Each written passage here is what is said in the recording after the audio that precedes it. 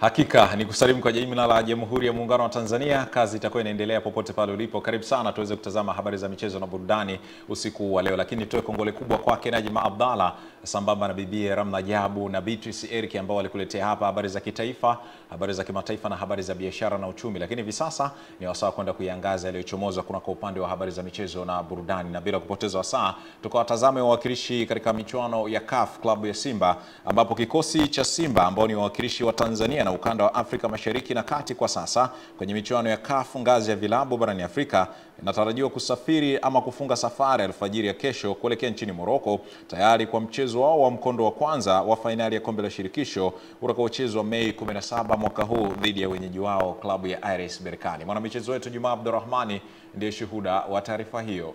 Akizungumza na waandishi wa habari za michezo, meneja wa idara ya habari na mawasiliano wa klabu ya Simba Ahmed Ali amesema wachezaji wote wako tayari kwa safari hiyo ya matumaini na kumshukuru Mheshimiwa Rais Dr. Samia Suluhu Hassan kwa kutoa ndege ambayo itarahisisha safari yao kuwa ya moja kwa moja mpaka nchini Morocco. Lakini kwa ndege hii ambayo Mama Samia ametupatia Simba Sports Club bure, inatupa sisi uwepesi wa kusafiri na kwenda kutimiza majukumu yetu. Kwa hili hatuna budi Simba Sports Club kumshukuru, tena kumshukuru sana, tena kumshukuru pakubwa, tena kumshukuru mara 1,100,000 Mama Samia Suluhu Hassan, rais wetu wa Jamhuri ya Muungano wa Tanzania. Katika hatua nyingine, Ahmed Ali amesema wanafahamu ugumu wa mchezo huo, lakini wao wanakwenda kupambana wakiwa na kauli mbiu isemayo hii tunabeba.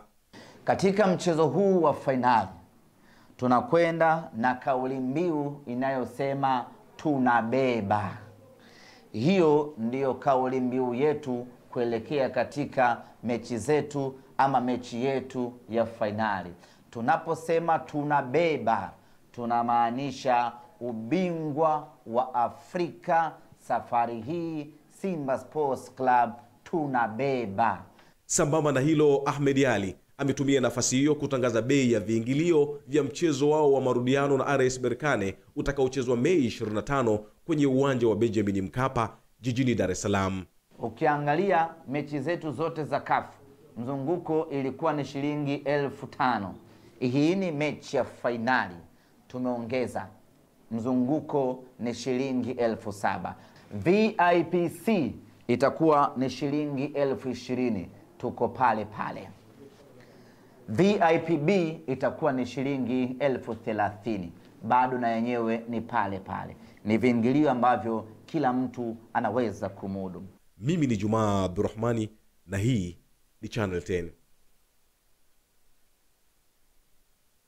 Pinzani wa klabu ya Simba katika ligi kuu soka Tanzania bara kwa maana ya klabu ya Yanga, ambapo katika kurudisha kwa jamii taasisi ya GSM Foundation kwa kushirikiana na klabu ya soka ya Yanga wamekabidhi shilingi milioni 50 kwa uongozi wa taasisi ya moyo ya Jakaya Kikwete kwa ajili ya matibabu ya watoto wenye ugonjwa huo wanaopatiwa matibabu kwenye hospitali hiyo hapa jijini Dar es Salaam. Tupate taarifa zaidi kutoka kwa mwanamichezo wetu. Ni katika hafla ya makabidhiano rasmi ya hundi hiyo iliyofanyika kwenye moja ya kumbi za mikutano za hospitali ya JKCI jijini Dar es Salaam, ambapo rais wa klabu ya soka ya Yanga Engineer Hersi Said amesema gharama za kutibu wagonjwa wa moyo ni kubwa, hivyo wito wake kwa wadau ni kuendelea kuchangia ili kuokoa maisha ya watoto wanaozaliwa na changamoto hizo. Tukikaa kimya hatutaweza kusaidia jamii na tutapoteza watoto. Tumeambiwa Mheshimiwa Rais anatoa almost 70%. Ndabakia 30%. Hiyo 30% tunatakiwa tuikave sisi. Na ikiwezekana tuende beyond 30% ili kumpunguzia Mheshimiwa Rais jukumu hilo la kusupport eneo hili moja, na matokeo yake fedha zielekezwe kwenye maendeleo ambayo sisi wote tunahitaji. Kwa hiyo nichukue fursa hii nirudie tena kwa kusema ya kwamba mahitaji ya kuhudumia matatizo ya moyo ni makubwa sana, na sisi kwa pamoja tukishikana mikono tunaweza kupunguza kama sio kulimaliza kabisa tatizo hili la moyo. Kwa upande wa mkurugenzi mtendaji wa taasisi ya moyo ya Jakaya Kikwete JKCI, Dr. Peter Kisenge ameishukuru klabu ya Yanga na kampuni ya GSM Foundation kwa kuendelea kufanya shughuli za kijamii na kuendelea kwa msaada kwa wananchi. Si tu kutoa pesa, lakini wameleta tumaini kwa watoto, wamebadilisha maisha ya watoto. Pengine wangepoteza maisha kwa kukosa hela, kwa sababu wengi wanatoka kwenye familia ambazo hazina uwezo wa kulipia. Ziara yetu kidogo tulioifanya asubuhi imeonyesha dhahiri ni kiasi gani Mheshimiwa Rais Dr. Samia Suluhu Hassan amekuwa kinara katika kuwekeza kwenye sekta hii ya afya, na sio kuwekeza, lakini kuwekeza kwa maana ya kuinvest, kuweka advanced technology. Nimekuja kusema asante kwa ajili ya matibabu ya mwanao kwa kulipiwa gharama za matibabu milioni 9,965. Salum Pelembo, Channel 10. Asante mwanamichezo Salum Pelembo, na ni jambo la kupongezwa kwelikweli. Kwingineko ni kwamba ligi kuu soka Tanzania bara inatarajiwa kuendelea tena kesho kwa michezo minne ya mzunguko wa 28, ambapo mapema majira ya saa 10 jioni mabingwa tetezi wa klabu wa ligi hiyo Yanga watakuwa nyumbani katika dimba la KMC Complex kukipiga dhidi ya wauaji wa Kusini Namungo. Tukapate taarifa zaidi kuhusiana na mechi za ligi kuu hapo kesho. Kuelekea mchezo huo mapema hii leo, makocha na manahodha wa pande zote mbili wamezungumzia maandalizi yao, huku kila mmoja akikiri kuwa utakuwa ni mchezo mgumu wenye kuhitaji matokeo. We work very good. The players are focused for this game, and we hope to take 3 points. We know also that Namungo they need I think only 1 point to stay in Premier League. I'm sure they will take it.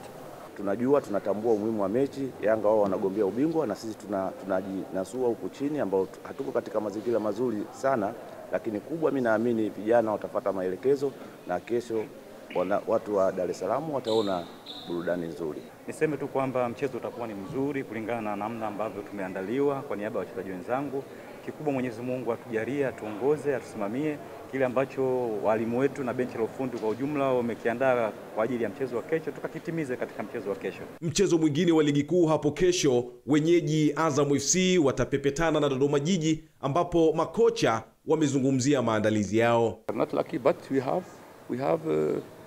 have team. We are group, we are family. So we prepare all the game, our plan to win. Because if we want to stay in our place, we must win. Tunawaheshimu Azam, tunajua ni timu nzuri, ambayo timu ina wachezaji wazuri na walimu wazuri. Kwa hiyo lazima uingie na mpango mkakati ili uweze kupata pointi katika uwanja wa Azam. Tunaamini mechi itakuwa nzuri, mechi yenye ushindani, lakini sisi kama Azam FC kwa maandalizi yetu tupo asilimia 100 kwa kuhakikisha tunapata pointi 3 ili kuweza kucheza Champions League. Kocha amesema tumejipanga vizuri, tumekuwa tufanya mazoezi karibu kwa hizo wiki 2 au 3. Wachezaji tumejipanga vizuri kwa sababu ya mechi ya kesho. Najua kesho tutakuwa na mechi nzuri. Azam pia na wachezaji wazuri, wana uzoefu. Pia sisi pia tuko vizuri. Majira ya saa 10:15 jioni, wenyeji Ken Goldie watakuwa nyumbani kucheza na Pamba Jiji, na mapema kabisa majira ya saa 8 mchana, wenyeji JKT Tanzania watapepetana na Fountain Gate katika vita baridi ya kuwania alama 3. Mimi ni Juma Abdurrahmani na hii ni Channel 10.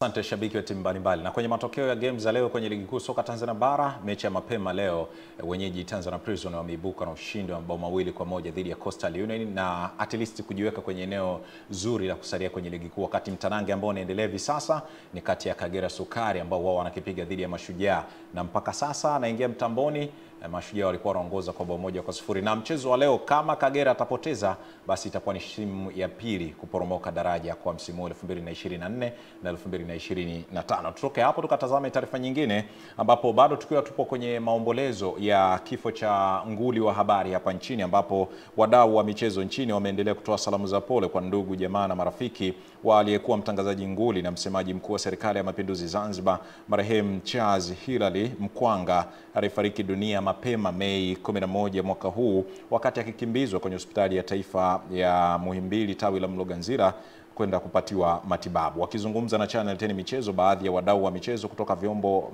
tofauti vya habari wamemwelezea marehemu Charles Hilary kuwa ni mtu ambaye alikuwa nguli kwenye tasnia ya habari na alikuwa ni mfano wa kuigwa kwa vijana wa kileo. Tasnia imepoteza mwalimu kwa sisi ambao tulikuwa tunajifunza mengi kutoka kwake, lakini naamini kwa upana wake tumepoteza kioo.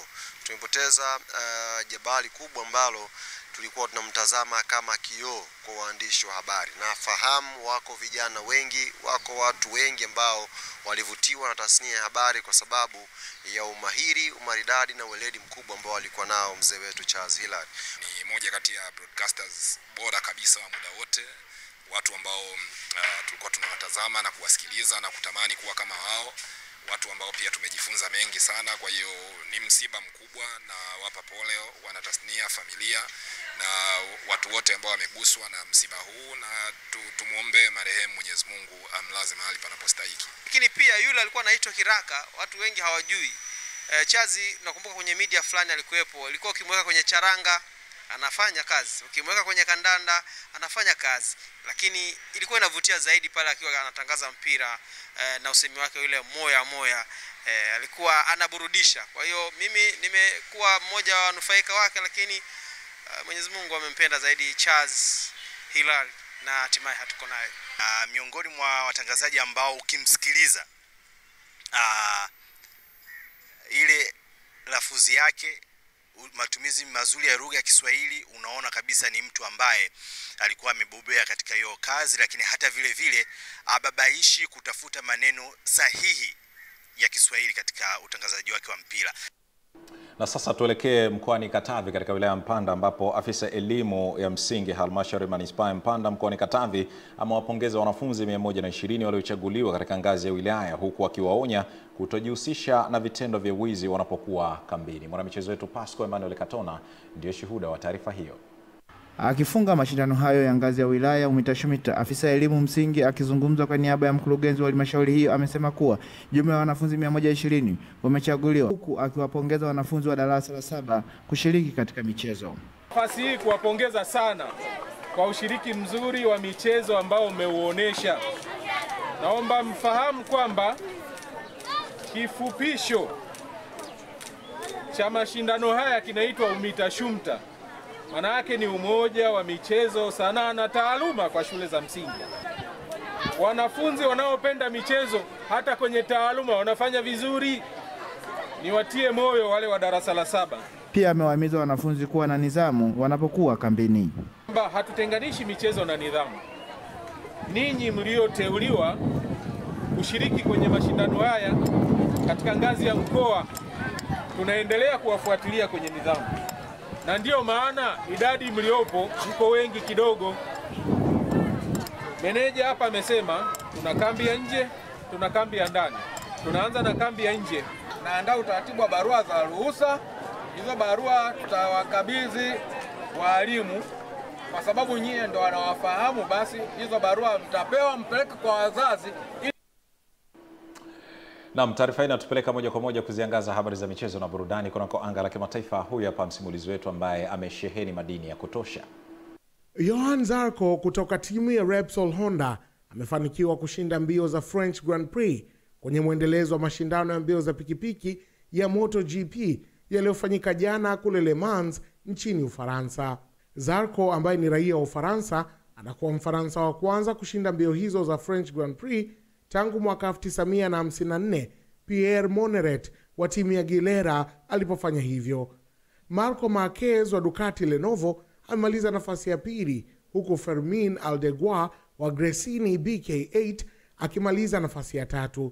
Francesco Banaya wa Ducati Lenovo amemaliza kwenye nafasi ya 16. Alex Marquez, Fabio Quartararo na Joan Mir wao walishindwa kuendelea na mbio baada ya kuhusika kwenye ajali tofauti. Kituo kinachofuata ni British Grand Prix kwenye njia ya Silverstone kule nchini Uingereza Mei 25 mwaka huu. Na kunako anga za soka, Xabi Alonso amekubali mkataba wa miaka 3 na Real Madrid, huku timu hiyo ikiwa imepanga Alonso kusafiri na timu kuelekea katika mashindano ya dunia ya vilabu mwezi Juni. Alonso ataanza rasmi kazi yake baada ya kombe la dunia la vilabu litakapokamilika. Hata hivyo, atakabiliwa na kibarua kizito cha kusimamia kikosi cha Los Blancos kinachohitaji mabadiliko ya kizazi, ikiwa ni pamoja na kuwaunganisha wachezaji kama Kylian Mbappe na Vinicius Junior pamoja na vijana wengine kama Rodrigo, Endrick na Arda Güler. Pia ametoa orodha ya wachezaji anaowataka kusajiliwa akiwemo Mjerumani Florian Wirtz na Jonathan Tah, ingawa maamuzi ya mwisho ya uhamisho yatakuwa mikononi mwa bodi ya Real Madrid. Ni hayo tu katika medani za kimataifa. Mimi ni Salum Pelembo na hii ni Channel 10. Na asante sana mwanamichezo Salum Pelembo kwa kutoa hadithi ya habari za michezo na burudani usiku huu wa leo, na ndio tamati ya habari za michezo na burudani. Mimi ni Juma Mohamed, tukaa tayari kwa ajili ya muhtasari wa habari, kisha sote ambao tumeshiriki siku ya leo tutakuja kufunga habari hapa kwa pamoja. Wananchi wa mkoa wa Kilimanjaro na mikoa jirani wauaga mwili wa aliyekuwa makamu wa rais na waziri mkuu mstaafu wa Jamhuri ya Muungano wa Tanzania hayati Cleopa David Msuya. Wapalestina wasiopungua 33 wauawa katika muda wa saa 24 zilizopita huko Gaza, kwa mujibu wa taarifa ya maafisa wa afya katika eneo hilo lililo chini ya mzingiro. Na katika michezo, klabu ya soka ya Simba inatarajiwa kufunga safari ya alfajiri ya kesho kuelekea kwenye mchezo wa fainali ya kombe la shirikisho nchini Morocco.